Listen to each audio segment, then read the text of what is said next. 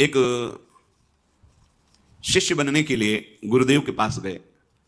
काफी दिन जाने पर उन्होंने हिम्मत आई और कहा, मैं आपको गुरु रूप से वर्ण करता हूं और आप मुझे मंत्र दीजिए।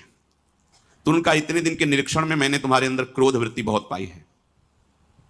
आश्रम में तुम जिससे देखो झिड़कते रहते हो, तुम्हारी नाक में गुस्सा रखा है। हम मंत्र तब देंगे जब तुम इस गुस्से पर काबू कर लो।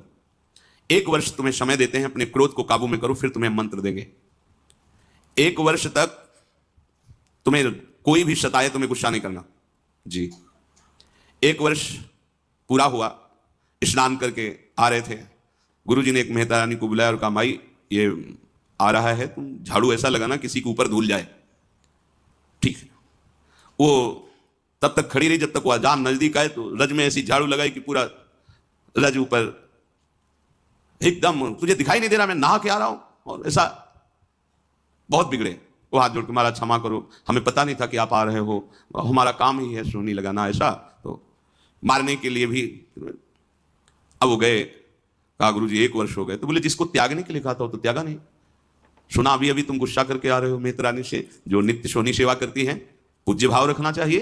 तुमने उन पर क्रोध किया और सुना कि तुमने ऐसे भी मारा नहीं, पर हाथ तुम्हारा उठ गया, अभी नहीं, जाइए 1 वर्ष और अभ्यास कीजिए। अब दूसरे वर्ष जो वो नित्य वही आश्रम की सोहनी सेवा का उसका, बोले अब की बार झाड़ू मारना, धूल नहीं, नजदीक आवे तो झाड़ू ऐसे लग जाए उसके शरीर में। जो महाराज मारेगा तो नहीं। बोले नहीं, अब की बार 1-2 शिष्य आसपास रहेंगे, अगर वो गुस्सा करेगा तो उसे पकड़ लेंगे, तुम्हें मारेंगे नहीं। ठीक है महाराज। जब वो स्नान करके बड़े आनंद से आ रहे थे, तो आपकी धूल नहीं उड़ाई, सीधे नजदीक जाके ऐसे झाड़ू 1-2 मारी और सीधे उसके शरीर में, पैरों में से। उसने कहा कि मूर्खा, तुझे समझ में नहीं है, मेरा 1 साल पीछे बर्बाद कर दिया। फिर दूसरा, मैं स्नान करके दीक्षा के लिए जा रहा था और बहुत कड़वा बोले, पर हाथ नहीं उठाया। गुरुजी, देखो तुमने गुस्सा किया, अभी 1 वर्ष, जब तुम्हें गुस्सा ना आवे 1 वर्ष अभ्यास करो। क्रोध नष्ट होने पर ही हम, क्योंकि ये क्रोध बना रहेगा तो ये भजन आगे को जो विस्तार करना है भजन का, भागवतिक प्रकाश, वो होने नहीं देगा।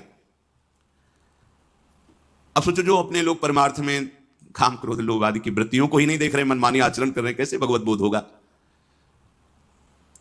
गुरुदेव, इतना समय हो गया और आपने एक बहाना बना लिया कि गुस्सा करो। बोले, दोष दृष्टि करते हो। और नहीं नहीं नहीं, क्षमा पर, तो 1 वर्ष और। गुरुजी ने कहा कि अब तुम्हें 1 वर्ष तक ना अभ्यास करना है। तीसरा वर्ष गंगा स्नान करके आया। गुरुदेव ने कहा, आपकी बार कूड़ा भर के पूरी टोकरी रखना, जितना जूठन पत्तल साफ आते उसकी खोपड़ी से डाल देना। ऐसा ही किया। जे भी नजदीक आए, पूरा वो सब पवित्र जो प्रसादी, दोना, पत्तल, झाड़ू से लगा के जो कूड़ा कर सब उनके ऊपर से डाल दिया। तुरंत उन्होंने घुटने टेके और चरण पकड़ा और कहा, मां, मैं समझ नहीं पा रहा था कि आपका उद्देश्य क्या है। कहीं ना कहीं गुरुदेव भगवान की हम पर कृपा है।